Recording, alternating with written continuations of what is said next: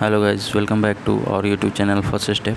आज हम UGC net के यूनिट 4 यानी कि कंपैरेटिव पॉलिटिक्स तुलनात्मक राजनीति की मोस्ट एक्सपेक्टेड 45 क्वेश्चन की चर्चा करेंगे हम, जो एग्ज़ाम के पॉइंट ऑफ व्यू से बहुत ही इम्पोर्टेंट है और सभी क्वेश्चन पीवाईक्यू के हैं जो एग्ज़ाम के लिए बहुत ही महत्वपूर्ण है।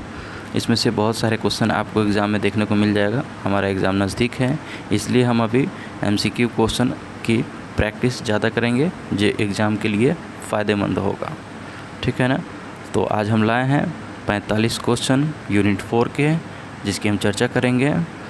तो ये देख सकते हैं आप लोग कि ये मेरा नोट्स है, ठीक है ना, और वहाँ से मैंने लाया है। तो चलिए हम स्टार्ट करते हैं, ठीक है ना। तो फर्स्ट क्वेश्चन है कि लुसियन पाई के अनुसार राजनीतिक विकास के मुख्य तत्व है क्या क्या है। तो वो है समानता, क्षमता और विभेदन। ठीक है ना। 3 तत्व है लुसियन पाई के अनुसार राजनीतिक विकास के मुख्य तत्व 3 बताए हैं, जिसमें समानता यानी कि इक्विटी, ठीक है ना, उसके बाद क्षमता यानी कैपेसिटी और विभेदन यानी डिफरेंशिएशन। तो इनका कंसेप्ट है ECD का, ऐसे भी पूछा जाता है, इसको याद कर लीजिएगा। ECD efficiency, capacity and differentiation. ये कौन है? लुसियन पाई के समानता, क्षमता और विभेदन राजनीतिक विकास के मुख्य 3 तत्व बतलाए हैं वो। तो फिर हम आगे बढ़ेंगे अगले क्वेश्चन की तरफ। तो अगला क्वेश्चन है बुक्स और ऑथर का नाम दिया हुआ है, ठीक है ना। तो चलिए देखते हैं। ह्यूमन नेचर इन पॉलिटिक्स किसने लिखा? तो वो है Graham Wallace. Human nature in politics किसने लिखा? ग्राहम वॉलस ने लिखा। फिर है मॉडर्न पॉलिटिकल एनालिसिस, वो किसने लिखा? तो रॉबर्ट डहल ने लिखा। तीसरा है कंटेम्प्ररी पॉलिटिकल एनालिसिस, वो किसने लिखा? तो चार्ल्स वर्थ ने लिखा। फिर है political theory the foundation of 20th century political thought, ये किसने लिखा? तो आर्नोल्ड ब्रेट ने लिखा था। ठीक है ना। तो ये इतना बड़ा बुक का नाम जो है, तो ये इसका फर्स्ट वाला पॉलिटिकल थ्योरी ऐसे याद रखिएगा, बाकी नहीं भी याद रहेगा तो कोई दिक्कत नहीं। पॉलिटिकल थ्योरी किसने लिखा? आर्नोल्ड ब्रेकेट ने लिखा। एक बार और मैं इसको रिपीट कर देता हूँ, क्योंकि बुक का नेम ये जो है काफ़ी पूछा जाता है, बुक एंड ऑथर। इसको जितना ज़्यादा बार रिपीट कीजिएगा उतना ही फ़ायदेमंद रहेगा। ह्यूमन नेचर इन पॉलिटिक्स किसने लिखा? ग्राहम वॉलस ने लिखा। मॉडर्न पॉलिटिकल एनालिसिस किसने लिखा? रॉबर्ट डहल ने लिखा। कंटेम्प्ररी पॉलिटिकल एनालिसिस किसने लिखा? तो चार्ल्स वर्थ ने लिखा।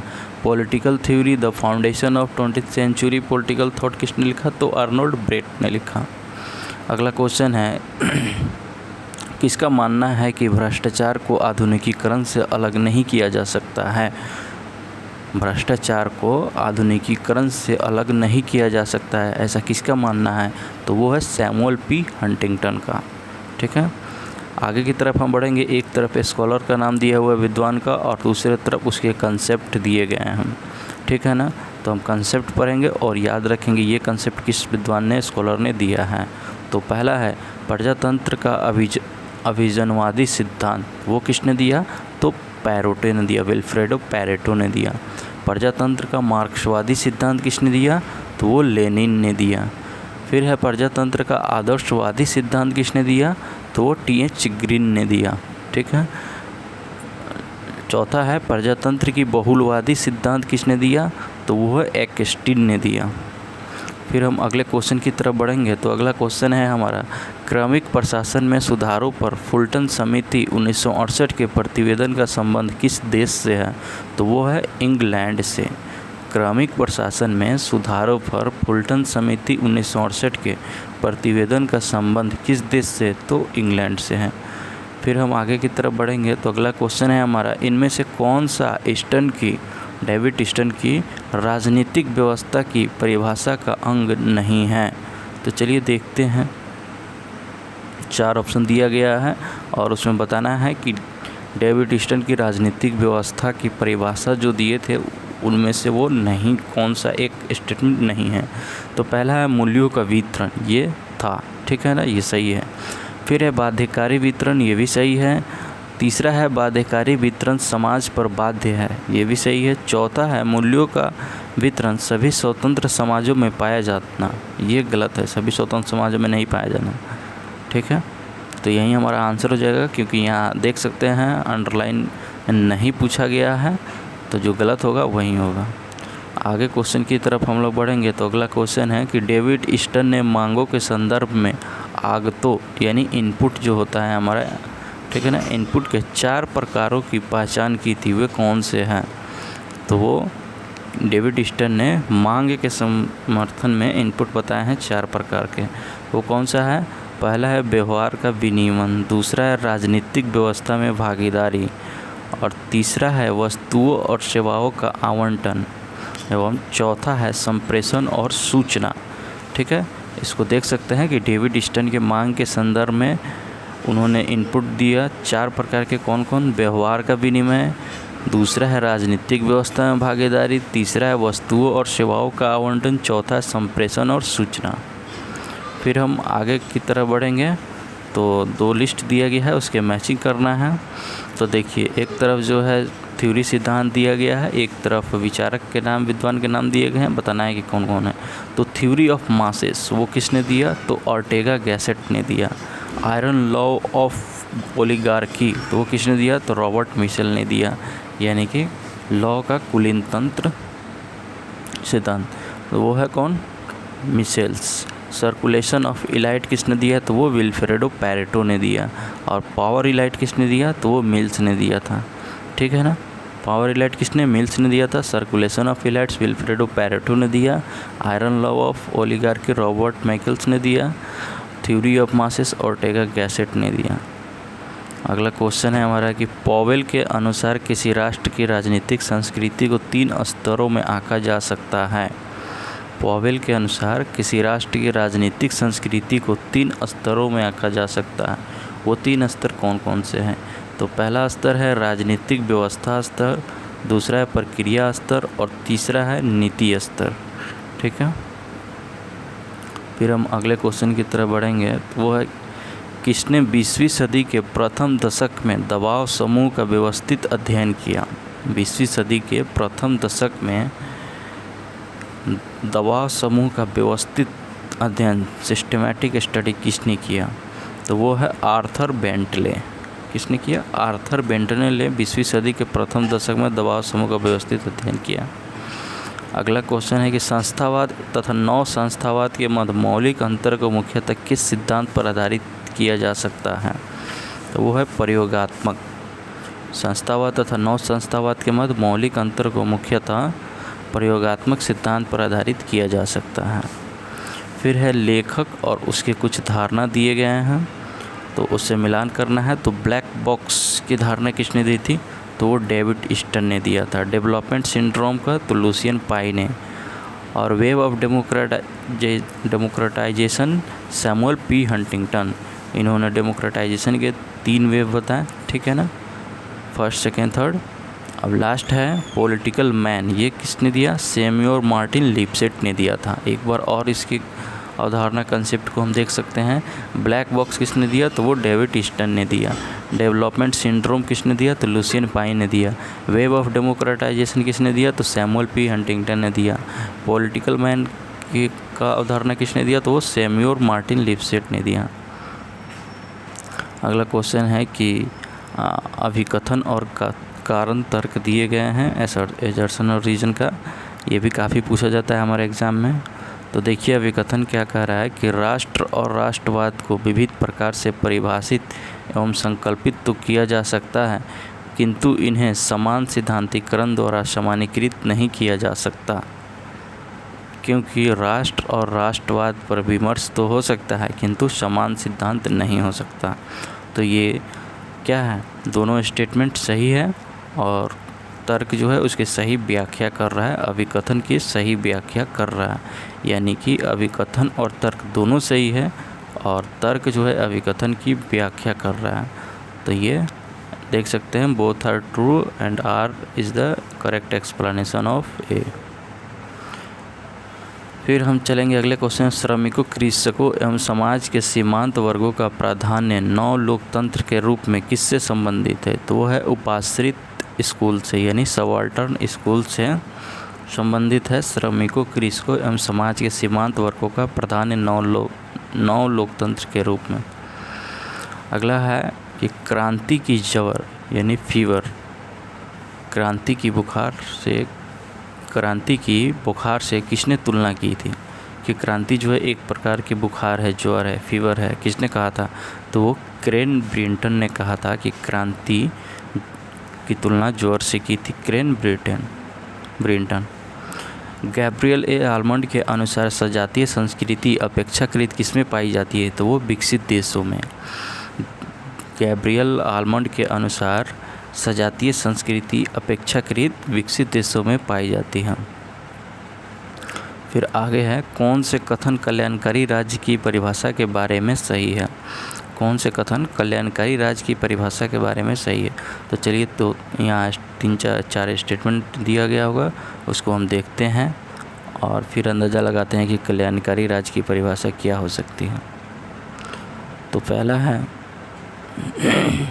पहला स्टेटमेंट है कि यह एक ऐसा राज्य होता है जो अपने नागरिकों को विस्तृत स्तर पर सामाजिक सेवाएं उपलब्ध करवाता है। दूसरा है, यह एक ओर साम्यवाद एवं दूसरी ओर अनियंत्रित व्यक्तिवाद के बीच समझौता है। तीसरा है, कल्याणकारी राज्य किसी भी प्रकार के मनोचित एवं प्रगतिशील समाज के लिए एक आदर्श स्थापित करता है। कल्याणकारी राज्य निजी क्षेत्र के उत्प्रेरकों इंसेंटिव को हटाए बिना जीवन निर्वाह के न्यूनतम स्तर की गारंटी देता है। तो आप इसमें सोचिए क्या इसका हो सकता है।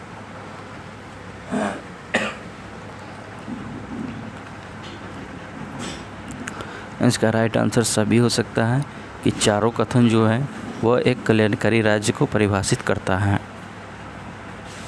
फिर हम अगले क्वेश्चन की तरफ चलेंगे, तो वो है, इसमें विचारक दिया हुआ है और उसके विचारधारा दिया गया है। तो बताना है कि कौन सी विचारधारा किस विचारक के हैं।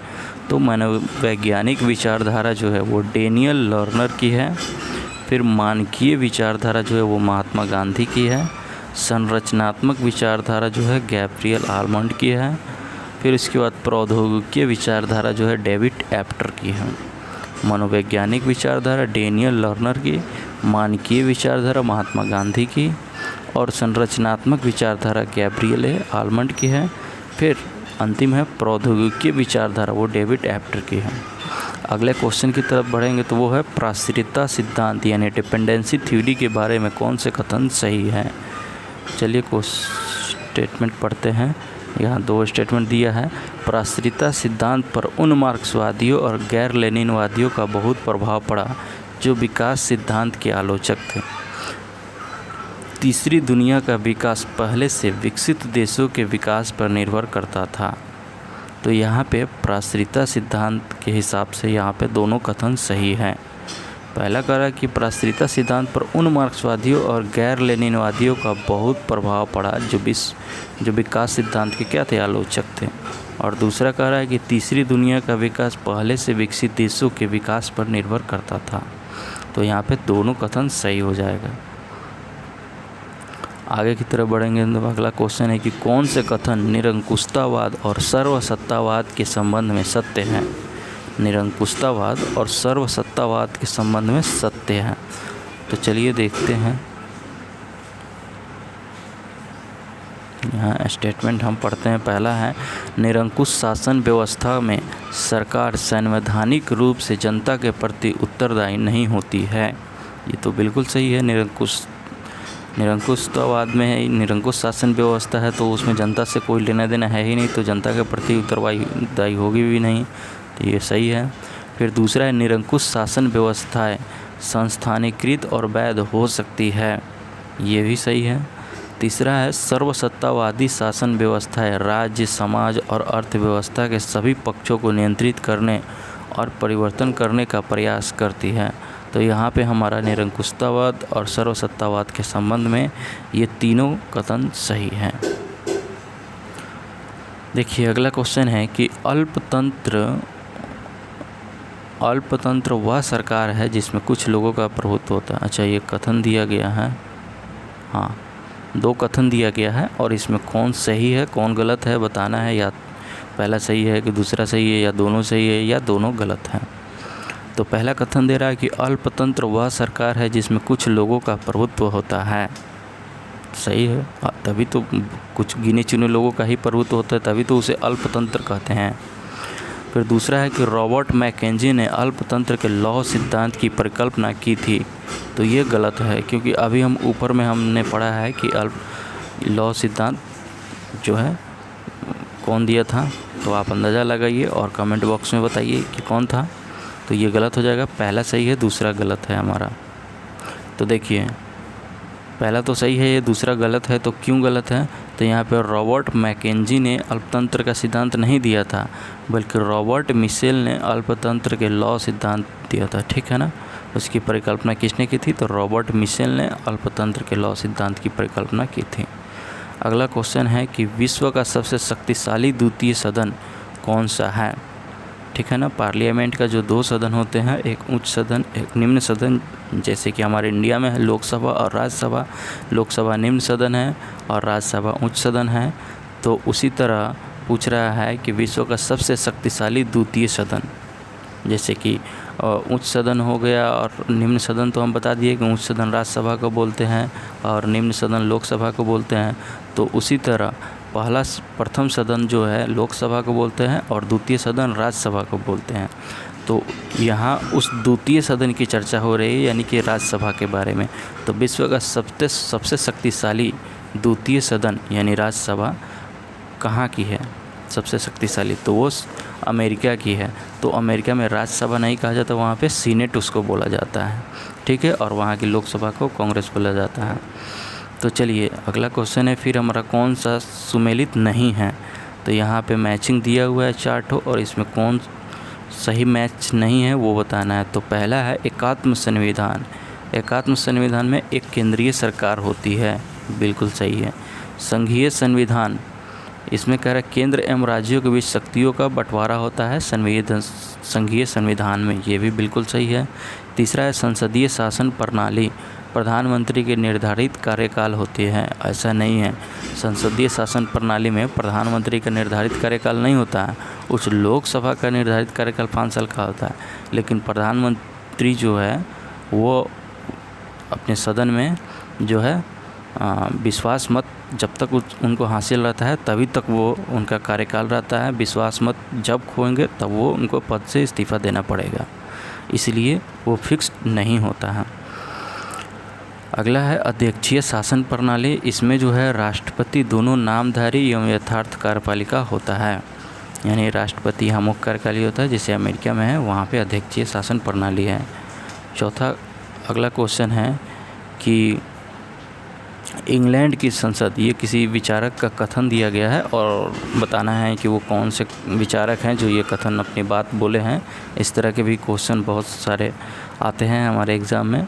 तो चलिए इस कथन को पढ़ते हैं कि इंग्लैंड की संसद सब कुछ करने में सक्षम है सिवाय औरत को आदमी और आदमी को औरत बनाने के। यानी इंग्लैंड की संसद जो है वो सब कुछ कर सकती है, सिर्फ औरत को आदमी नहीं बना सकती और आदमी को औरत नहीं बना सकता है। ठीक है। तो ऐसा कथन किसने कहा है? तो वो डी लॉम्बे ने कहा है, और ये बहुत ही इम्पोर्टेंट क्वेश्चन है, बहुत बार पूछा भी गया है एग्ज़ाम में। ठीक है, ये क्वेश्चन तो इसको हाईलाइट कर लीजिएगा आप लोग, बहुत एग्ज़ाम में पूछा जाएगा। किसने कहा है? तो वो डी लॉम्बे ने कहा है। फिर हम लोग आगे की तरफ बढ़ेंगे। तो अगला क्वेश्चन है हमारा किस देश के राष्ट्रपति को स्वविवेकी अधिकार प्रदान है? यानी वो अपने स्वविवेक से निर्णय ले सकता है। किस देश के राष्ट्रपति को स्वविवेकी अधिकार प्रदान है? तो वो फ्रांस के राष्ट्रपति को। ठीक है। अभी वर्तमान में फ्रांस के राष्ट्रपति कौन है आप लोग बताइए कमेंट करके। अगला क्वेश्चन है कि व्यवहारवाद की बौद्धिक आधारशिला में क्या क्या शामिल है? व्यवहारवाद की बौद्धिक आधारशिला में क्या क्या शामिल है? तो वो है नियमितता, व्यवस्थापन और शुद्ध विज्ञान। ये तीनों चीज़ें व्यवहारवाद की बौद्धिक आधारशिला में शामिल है, नियमितता, व्यवस्थापन और शुद्ध विज्ञान। फिर अगला क्वेश्चन है हमारा कि अपनी पुस्तक ए फ्रेमवर्क फॉर पॉलिटिकल एनालिसिस में डेविड ईस्टन राजनीतिक जीवन को क्या मानता है? तो वो व्यवहार की व्यवस्था मानता है। अपनी पुस्तक ए फ्रेमवर्क फॉर पॉलिटिकल एनालिसिस में डेविड स्टर्न ने राजनीतिक जीवन को व्यवहार की व्यवस्था माना है। अगला क्वेश्चन है, कौन अभिजन शासन को दो मनोवैज्ञानिक प्रकारों लोमड़ियों और शेरों के साथ जोड़ता है? तो वो विल्फ्रेडो पैरेटो ने अभिजन शासन को दो मनोवैज्ञानिक प्रकार लोमड़ियों और शेरों के साथ जोड़ता है, विल्फ्रेडो पैरेटो। फिर अगला क्वेश्चन है कि कौन यह तर्क देता है कि राष्ट्र राष्ट्रवाद को नहीं बनाते बल्कि राष्ट्रवाद राष्ट्रों को बनाता है? तो वो है अर्नेस्ट गेलनर। अगला क्वेश्चन है, who is the author of the book the logic of collective action public goods and the theory of groups? तो वो मैनकर ओल्सन ने है। ये यहाँ पे एक किताब बुक दिया गया है, उसके ऑथर लेखक पूछा गया है, तो वो बुक क्या है? The logic of collective action public goods and theory of groups. तो वो मैनकर ओल्सन की किताब है। तो इतना बड़ा किताब का नाम आपको याद है, बस इसको याद करना है, the logic of collective action, इतना ही याद रखना है। The logic of collective action किसने लिखा? मैनकर ओल्सन ने लिखा। आगे की तरफ हम बढ़ेंगे तो अगला क्वेश्चन है कि राजनीतिक संस्थानों के विकास को आकार देने में कौन सा कथन सत्य है? पॉलिटिकल इंस्टीट्यूशन के डेवलपमेंट में कौन सा कथन सत्य है? तो चलिए पढ़ते हैं। पहला कथन है कि अरस्तु ने 158 संविधानों का विश्लेषण करते हुए तुलनात्मक अध्ययन की शुरुआत की। ये बिल्कुल सही है। फिर दूसरा कथन है कि तुलनात्मक सरकार दृष्टिकोण 19वीं से 20वीं सदी ने औपचारिक संस्थागत संरचनाओं पर ध्यान केंद्रित किया और इसमें ब्राइस, लोवेल और ओस्ट्रोगास्की जैसे प्रमुख व्यक्ति शामिल थे। ये भी सही है। तीसरा कथन है कि ब्राइस के कार्यों में द अमेरिकन कॉमनवेल्थ और मॉडर्न डेमोक्रेसी शामिल है। लोवेल ने government and parties in continental Europe और public opinion and popular government लिखा। ये भी सही है। लोवेल की दो पुस्तक है, government and parties in continental Europe Lowell ने लिखा, public opinion and popular government ये भी लोवेल ने लिखा।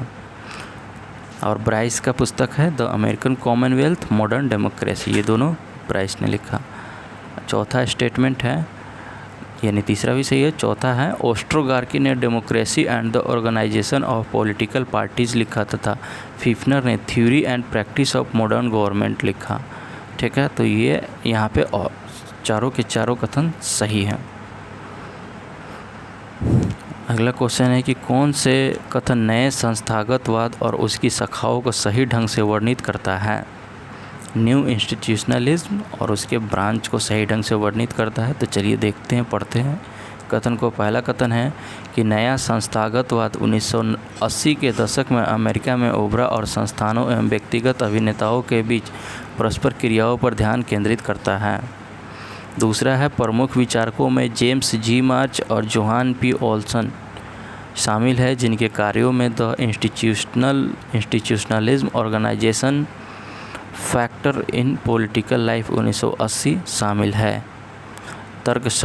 तीसरा है, तर्कसंगत विकल्प संस्थागतवाद संस्थागत नियमों के भीतर लागत लाभ निर्णय लेने वाले तर्कसंगत अभिनेताओं पर जोर देता है। इसके विचारक है ओल्सन, नॉर्थ, लेवी, रॉथेस्टीन। चौथा है कि ऐतिहासिक संस्थागतवाद संस्थानों और राजनीतिक व्यवहार को आकार देने वाली ऐतिहासिक प्रक्रियाओं पर ध्यान केंद्रित करता है। इसके विचारक है ब्लाइथ, वर्गिस, थेलन और स्ट्रिक। चारों के चारों कथन यहाँ पे सही है हमारा, ठीक है ना। फिर अगला क्वेश्चन में चलेंगे हम। तो आलमोंड और वर्बा की राजनीतिक संस्कृति की अवधारणा पर किसका प्रभाव था? आलमोंड और वर्बा की राजनीतिक संस्कृति की अवधारणा पर किसका प्रभाव था? तो वो टालकोट पार्सन्स की सामाजिक प्रणालियों का प्रभाव था। टालकोट पार्सन्स की सामाजिक प्रणालियों का प्रभाव आलमोंड और वर्बा के राजनीतिक संस्कृति की अवधारणा पर था। अगला क्वेश्चन है कि राजनीतिक संस्कृति मुख्य रूप से किससे संबंधित है? Political culture. ये क्वेश्चन अधूरा है, इसको आप छोड़ सकते हैं। देखिए एक यहाँ पे क्वेश्चन लिखा गया इंग्लिश में कि which of the following is not a dimension of political culture identify bye almond and Verba. माने इसमें कौन सा जो है डायमेंशन, चार स्टेटमेंट जो दिया गया उसमें डायमेंशन बताया गया है कि पॉलिटिकल कल्चर का जो है वो डायमेंशन नहीं है, जो आलमंड और वर्बा ने दिया था। तो पहला है नेशनल आइडेंटिटी यानी राष्ट्रीय पहचान, दूसरा है attitude towards self and fellow citizen, ठीक है ना, अपने और नागरिकों के प्रति व्यवहार, तीसरा है इकोनॉमिक डेवलपमेंट आर्थिक विकास, चौथा है एक्सपेक्टेशन फ्रॉम गवर्नमेंट सरकार से अपेक्षा है। तो यहाँ पे जो है इकोनॉमिक डेवलपमेंट जो है वो यहाँ पे पॉलिटिकल कल्चर के डायमेंशन नहीं है, ठीक है ना। आर्थिक विकास की बात यहाँ पे नहीं की गई है, बाकी तीनों सही है। आगे हम बढ़ेंगे तो वो है फाइनर के अनुसार शक्ति हस्तांतरण शासकों और संस्थानों के लिए मजबूत जन समर्थन द्वारा विशेषता वाली राजनीतिक संस्कृति को किस रूप में वर्गीकृत किया जाता है। फाइनर के अनुसार शक्ति हस्तांतरण शासकों और संस्थानों के लिए मजबूत जन समर्थन द्वारा विशेषता वाली राजनीतिक संस्कृति को किस रूप में वर्गीकृत किया जाता है, तो वो है परिपक्व के रूप में, मैच्योर के रूप में। अगला है कि कौन से कथन राजनीतिक अर्थशास्त्र दृष्टिकोण और इसके विकास को सही ढंग से वर्णित करता है। तो चलिए पढ़ते हैं कि राजनीतिक अर्थशास्त्र के दृष्टिकोण और इसके विकास को वर्णित कर रहा है। पहला कथन है कि राजनीतिक अर्थशास्त्र दृष्टिकोण सामाजिक और राजनीतिक घटनाओं को आर्थिक कारकों के साथ जुड़े हुए मानता है, राजनीति और अर्थशास्त्र के अलग अलग क्षेत्रों को अस्वीकार करता है। दूसरा है कि डेविड रिकार्डो की तुलनात्मक लाभ के सिद्धांत के लिए प्रसिद्ध है। डेविड रिकार्डो तुलनात्मक लाभ के सिद्धांत के लिए प्रसिद्ध है। तीसरा है कार्ल मार्क्स ने एडम स्मिथ की राजनीतिक अर्थशास्त्र की आलोचना की, लेकिन अपने स्वयं के स्पष्ट राजनीतिक अर्थशास्त्र का सिद्धांत नहीं विकसित किया। यहाँ पे सभी के सभी तीनों कथन सही हैं। अगला क्वेश्चन है कि कौन सा ईस्टर्न के प्रणाली दृष्टिकोण ईस्टर्न सिस्टम अप्रोच की विशेषता नहीं है। देखिए यहाँ पे नहीं है पूछ रहा है, कौन सी इसकी विशेषता नहीं है। पहला है कि मानो यानी वैल्यूज़ का आधिकारिक आवंटन निर्णय बाध्यकारी होते हैं, तो ये सही है। दूसरा है एस्थेटिक प्रणाली समय के साथ अपरिवर्तित रहती है, तो ये गलत है। तीसरा है खुली प्रणाली अपने पर्यावरण के साथ बातचीत करती है, तो ये बिल्कुल सही है। चौथा है कि चक्रीय मॉडल इनपुट और आउटपुट के निरंतर प्रतिक्रिया लूप है, ये भी सही है। यानी इसमें जो विशेषता नहीं है वो पूछा गया था, तो कथन 2 में जो एस्थेटिक प्रणाली की बात की गई वो विशेषता नहीं है ईस्टर्न के प्रणाली दृष्टिकोण के सिस्टम अप्रोच के, बाकी तीनों है। अगला क्वेश्चन है कि तुलनात्मक राजनीति में संरचनात्मक कार्यात्मक यानी स्ट्रक्चरल फंक्शनलिज्म के मुख्य प्रणेता कौन है, तो गैब्रियल आलमंड और बिंघम पॉवेल हैं। तुलनात्मक राजनीति में संरचनात्मक कार्यात्मक स्ट्रक्चरल फंक्शनलिज्म के मुख्य प्रणेता गैब्रियल आलमंड और बिंघम पॉवेल है। अगला क्वेश्चन है आलमंड की संरचनात्मक कार्यात्मकता के अनुसार कौन सा राजनीतिक प्रणालियों का इनपुट फंक्शन नहीं है। इनपुट फंक्शन नहीं है वो पहचाना। तो पहला है कि राजनीतिक समाजीकरण और भर्ती, दूसरा है रुचि अभिव्यक्ति इंटरेस्ट आर्टिकुलेशन, तीसरा है रुचि संग्रहण। ये तीनों आलमंड की संरचनात्मक कार्यात्मकता के अनुसार राजनीतिक प्रणालियों का इनपुट फंक्शन है, लेकिन नीतिक क्रियान्वयन जो है नहीं है। तो यही आंसर हो जाएगा क्योंकि नहीं पूछा जा रहा है। अगला क्वेश्चन है कि कौन सा सही ढंग से शोषण उपनिवेशवाद और प्रतिनिधि उपनिवेशवाद के बीच अंतर बताता है। शोषण उपनिवेशवाद और प्रतिनिधि उपनिवेशवाद के बीच अंतर क्या है वो देखते हैं। तो वो जो है शोषण संसाधनों और श्रम का शोषण करता है, यानी शोषण उपनिवेशवाद जो है संसाधनों और श्रम का शोषण करता है, जबकि प्रतिनिधि उपनिवेशवाद समूह के नहीं होते हैं, प्रतिनिधि उपनिवेशवादी समूह के नहीं होते हैं। अगला क्वेश्चन है कि निम्न में से कौन सा नव उपनिवेशवाद का एक प्रमुख पहलू नहीं है। नव उपनिवेशवाद के प्रमुख पहलू नहीं है को देखना है। तो पहला कथन है कि विकसित देशों के एमएनसी यानी मल्टीनेशनल कंपनीज द्वारा आर्थिक शोषण, ये सही है। विकासशील देशों की विदेशी सहायता पर निर्भरता, ये भी सही है। तीसरा है निर्भरता की समाप्ति और आर्थिक स्वतंत्रता का निर्माण, ये नहीं हो सकता, ये गलत है। चौथा है निर्भरता स्कूल के विचारकों द्वारा कोर परिधि गतिशीलता, ये भी सही है, यानी हमसे नहीं पूछा गया है, तो तीसरा कथन इसका राइट आंसर हो जाएगा। बाकी सब सही है। अगले क्वेश्चन की तरफ हम लोग चलेंगे। तो वो अगला क्वेश्चन है कि निम्न में से किस राष्ट्रीयता के सिद्धांत के अनुसार राष्ट्र पारंपरिकता को उत्पन्न करते हैं जिनकी ऐतिहासिक जड़ें कम होती है, राष्ट्रीय पहचान को बढ़ावा देने और जनतंत्र के खतरे से निपटने के लिए? किस राष्ट्रीयता के सिद्धांत के अनुसार राष्ट्र पारंपरिकता को उत्पन्न करते हैं जिनकी ऐतिहासिक जड़ें कम होती है, राष्ट्रीय पहचान को बढ़ावा देने और जनतंत्र के खतरे से निपटने के लिए? तो वो है एरिक हॉब्सबॉम का परंपराओं का आविष्कार, इसका राइट आंसर होगा। अगला है कि कौन सा राष्ट्रीयता का सिद्धांत बताता है कि जातीय और राष्ट्रीय पहचान को शक्ति और समर्थन प्राप्त करने के लिए अभिजात वर्ग द्वारा मनमाने तरीके से नियंत्रित किया जाता है? तो वो है पॉल आर ब्रश का औजारवाद का सिद्धांत, यानी पॉल आर ब्रश के इंस्ट्रूमेंटलिज्म थ्योरी जो है वो बताता है। अगला क्वेश्चन है कि कौन सा सिद्धांत यह मानता है कि राष्ट्रीयता पूंजीवाद द्वारा उत्पन्न असमान विकास और शोषण का प्रतिक्रिया है? तो वो है टॉम नायरन की असमान विकास, ठीक है ना, यानी टॉम नायर्स का अनइवन डेवलपमेंट। देखिए इस क्वेश्चन से भी पकड़ सकते हैं कि क्वेश्चन में असमान विकास की बात किया जा रहा है, तो हम भी वैसा ही सिद्धांत खोजेंगे जो असमान विकास से रिलेटेड हो। तो ऑप्शन 4 आप देखिएगा, उसमें एक ऑप्शन सिर्फ यही रहेगा कि टॉम नायर के असमान विकास, ठीक है। तो यहाँ से आप पकड़ सकते हैं कि असमान विकास यहाँ भी है, असमान विकास यहाँ भी है, इसलिए वो राइट आंसर हो जाएगा। आगे की तरफ हम बढ़ेंगे। तो अगला क्वेश्चन है कि कौन सा सिद्धांत यह वर्णन करता है कि राष्ट्र कल्पित समुदाय यानी इमेजिन कम्युनिटी होते हैं जो प्रिंट पूंजीवाद द्वारा संचालित साझा अनुभवों के माध्यम से बनते हैं? तो देखिए अगर वो सिद्धांत आपको नहीं भी मालूम है, सिर्फ ये मालूम है कि इमेजिन कम्युनिटी की अवधारणा किसने दी थी, बेनेडिक्ट एंडरसन ने दी थी, तो वहाँ से भी आप पता लगा सकते हैं। यहाँ का क्वेश्चन में दिया हुआ है इमेजिन कम्युनिटी, तो आंसर क्या हो जाएगा, बेनेडिक्ट एंडरसन की कल्पित समुदाय यानी बेनेडिक्ट एंडरसन इमेजिन कम्युनिटीज़। तो दोस्तों ये 45 क्वेश्चन रहा आप लोगों के लिए, इसको ज़रूर रिवाइज करके जाइएगा, ज़्यादा से ज़्यादा देखिए और एमसीक्यू क्वेश्चन, ऑब्जेक्टिव क्वेश्चन देखिए जो एग्ज़ाम में आपको बहुत ही लाभदायक होगा। तो कैसा लगा आपको कमेंट बॉक्स में ज़रूर बताइएगा और चैनल को लाइक, सब्सक्राइब, शेयर करना ना भूलिए। जो भी पॉलिटिकल साइंस के स्टूडेंट हैं, चाहे वो एमए कर रहे हो, बीए कर रहे हो, नेट की तैयारी कर रहे हो या किसी भी पीजीटी परीक्षा की तैयारी कर रहे हो, उसको चैनल से ज़रूर जोड़ें। यहाँ उनको हर तरह की गाइडेंस और मेंटरशिप दी जाएगी। Thank you.